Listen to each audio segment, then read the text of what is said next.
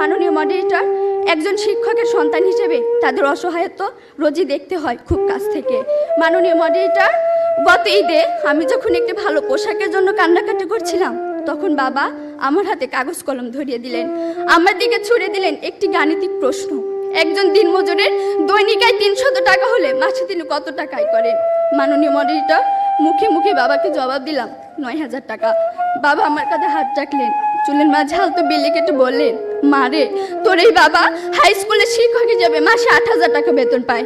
আমি কোনো প্রশ্ন করতে পারিনি বাবাকে, লজ্জায় বাবার মাথাটা নিচু হয়েছিল। পৌরাত্বের দ্বার প্রান্তে দাঁড়ানো বাবার বয়সে চোখ হতে খসে পড়ে জল।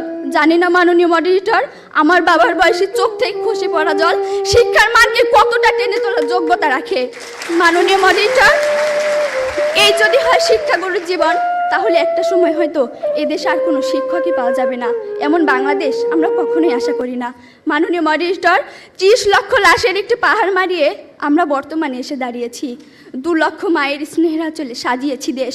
প্রতিপক্ষ বঙ্গবন্ধুর স্বপ্ন, লাখো শহীদের প্রত্যাশা আর বীর জননীর ত্যাগের প্রতিদান দেওয়ার এখনই সময়। আর তার জন্য চাই শিক্ষাক্ষেত্রে অধিক বিনিয়োগের মাধ্যমে টেকসই উন্নয়ন নিশ্চিত করা। প্রতিপক্ষের বক্তব্য শুনে মনে হচ্ছে টেকসই উন্নয়ন মানে এক পুরুষে গড়ে ধন আরেক পুরুষ খায়, পরের পুরুষ এসে দেখে খাওয়ার কিছু নাই। কেননা টেকসই উন্নয়নের সংজ্ঞায় সবচেয়ে গুরুত্বপূর্ণ দিকটি হলো বর্তমানে চাহিদা পূরণ করে ভবিষ্যৎ প্রজন্মের চাহিদা পূরণের জায়গাটি অক্ষুণ্ণ রাখা। কিন্তু তাদের দেখানো উন্নয়নের প্রেসক্রিপশনে এ বিষয়ে সুনির্দিষ্ট কোনো দিক নির্দেশনা নেই। বলা হয়ে থাকে, কৃষক বাঁচলে বাঁচবে দেশ, হবে সোনার বাংলাদেশ। মাননীয় মডারেটর, এখনো দেশের অধিকাংশ মানুষ কৃষিকে আঁকড়ে ধরে জীবিকা নির্বাহ করছে।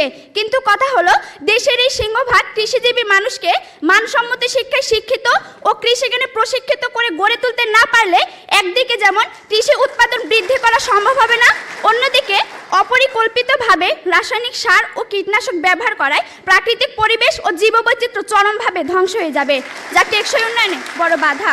তাই আমাদের বক্তব্য হলো, মাননীয় মডারেটর, কৃষিজ উৎপাদন বৃদ্ধি ও প্রাকৃতিক বিপর্যয় রোধ করে টেকসই উন্নয়ন নিশ্চিত করতে শিক্ষা খাতে আরও বেশি বিনিয়োগ করে শিক্ষা ব্যবস্থায় কিছু কৃষিবান্ধব পদক্ষেপ গ্রহণ করতে হবে। আর সেই পদক্ষেপগুলো হলো, 1. কৃষি গবেষণায় বরাদ্দ বাড়াতে হবে। 2. কৃষি শিক্ষার প্রসারে আরও বেশি কৃষি বিশ্ববিদ্যালয় স্থাপন করতে হবে। এবং 3. কৃষকদেরকে প্রশিক্ষণের আওতায় এনে প্রশিক্ষিত জনশক্তি হিসাবে গড়ে তুলতে হবে। আর তার জন্য শিক্ষাক্ষেত্রে অধিক বিনিয়োগের কোনো বিকল্প নেই। লক্ষ্য করুন প্রতিপক্ষ, সাম্প্রতিক সময়ে বিশ্ব ব্যাংকের এক জরিপে দেখা গেছে বাংলাদেশের মোট জনসংখ্যার 70 ভাগেরই বয়স 32 বছরের নিচে, যাকে বলা হয় ডেমোগ্রাফিক ডিভিডেন্ড। মাননীয় মডারেটর, আমরা বিশ্বাস করি ডেমোগ্রাফিক ডিভিডেন্টে এই সুবিধা ভোগ করে আমরা খুব দ্রুত উন্নত দেশে পরিণত হব এবং দারিদ্র্যের হারও হয়তো সাময়িকভাবে কমবে। কিন্তু মাননীয় মডারেটর, আমাদের পরবর্তী প্রজন্ম যদি সেই অর্জন ধরে রাখতে না পারে, তাহলে সব কিছু অর্থহীন হয়ে পড়বে, যেমনটি হয়েছে নাইজেরিয়ায়। অথচ মাননীয় মডারেটর, আমরা যদি সিঙ্গাপুর কিংবা মালয়েশিয়ার কাছ থেকে শিক্ষা নিয়ে শিক্ষা খাতে অধিক বিনিয়োগ নিশ্চিত করতে পারি, তাহলে মানসম্মত শিক্ষা ও প্রশিক্ষণের মাধ্যমে দক্ষ জনসম্পদ তৈরি হবে এবং অর্জিত হবে টেকসই উন্নয়ন। প্রতিপক্ষ, আপনারা যদি উন্নয়ন ও টেকসই উন্নয়নের মধ্যে পার্থক্য না খুঁজে শুধু আর্থিক উন্নয়নের স্বপ্ন দেখেন, তাহলে তা হবে বোকার স্বর্গে বসবাস করার মতোই বোকামি। মাননীয় মডারেটর, এবার আমি দেখে যাব শিক্ষাক্ষেত্রে বিনিয়োগের সুফলটা কি।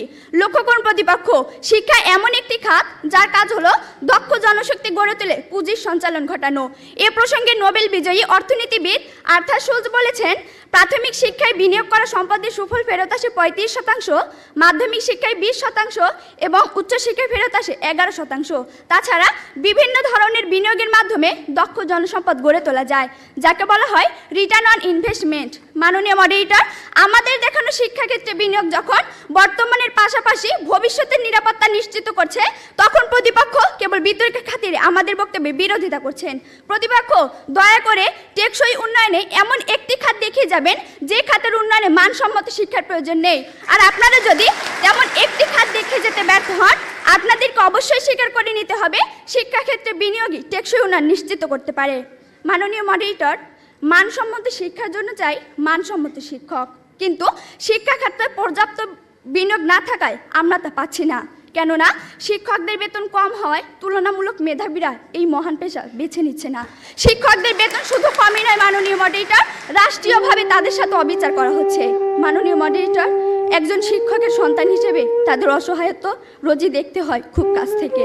মাননীয় মডারেটর, গত ঈদে আমি যখন একটি ভালো পোশাকের জন্য কান্নাকাটি করছিলাম, তখন বাবা আমার হাতে কাগজ কলম ধরিয়ে দিলেন, আমার দিকে ছুড়ে দিলেন একটি গাণিতিক প্রশ্ন।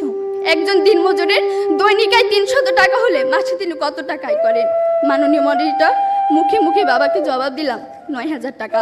বাবা আমার কাঁধে হাত রাখলেন, চুলের মাঝে হালতো বিলি কেটে বললেন, মা রে, তোর এই বাবা হাই স্কুলের শিক্ষক হিসেবে মাসে 8000 টাকা বেতন পায়। আমি কোনো প্রশ্ন করতে পারিনি বাবাকে। লজ্জায় বাবার মাথাটা নিচু হয়েছিল। পৌরত্বের দ্বার প্রান্তে দাঁড়ানো বাবার বয়সে চোখ হতে খসে পড়ে জল। জানি না মাননীয় মডারেটর, আমার বাবার বয়সে চোখ থেকে খসে পড়া জল শিক্ষার মানকে কতটা টেনে তোলার যোগ্যতা রাখে।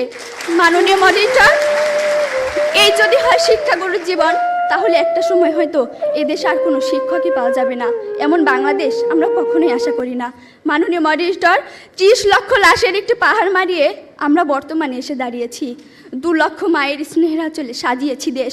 প্রতিপক্ষ বঙ্গবন্ধুর স্বপ্ন, লাখো শহীদের প্রত্যাশা আর বীর জননীর ত্যাগের প্রতিদান দেওয়ার এখনই সময়। আর তার জন্য চাই শিক্ষাক্ষেত্রে অধিক বিনিয়োগের মাধ্যমে টেকসই উন্নয়ন নিশ্চিত করা। ধন্যবাদ মাননীয় মডারেটর, ধন্যবাদ সবাইকে।